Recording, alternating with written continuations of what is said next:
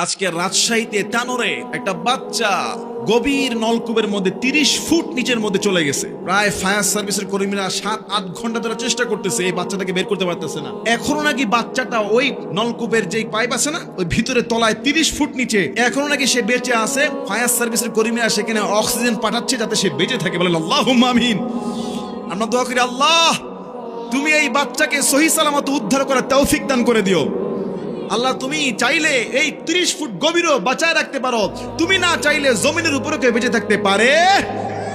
তবে একটা কথা শিক্ষণীয়, এই যে ব্যক্তি নলকূপের এই পাইপটা খোলা রেখে দিয়েছে, এই যে এভাবে পরিত্যক্ত একটা মৃত্যুর ফাঁদ তৈরি করে রেখেছে, কেমন জানি সে ভুল করে একটা বাচ্চাকে হত্যা করার মতো পরিস্থিতি করলো, ঠিক কিনা বলেন? এই ধরনের ভুলের হত্যার জরিমানা আছে, এই ধরনের ভুলের হত্যার দিয়ত দিতে হয়। 10টা উটের দাম, একটা প্রাণ যদি কেউ অন্যায় ভাবে নেয়, প্রাণের বিনিময়ে প্রাণ, কেউ যদি কারো প্রাণ নেয় শরীয়তের আদালত তারও প্রাণ নেওয়ার হুকুম দিবে। কিন্তু কেউ যদি ভুল করে যে একটা ফাঁদ তৈরি করে রাখছে, এটাকে বন্ধ করে নাই, ছোট্ট বাচ্চা রাজশাহী তানোরে হারে গভীর নলকূপে ঢুকে পড়ে একেবারে গভীরে চলে গিয়েছে, সে যদি মারা যায় তাহলে যেই ব্যক্তি এই নলকূপের এই কাজটা এইভাবে করে রেখেছে তাকে এই ভুলের রক্তের মূল্য দিতে হবে 10টা উটের জরিমানা। এটার নাম ইসলাম। বলেন আল্লাহু আকবার।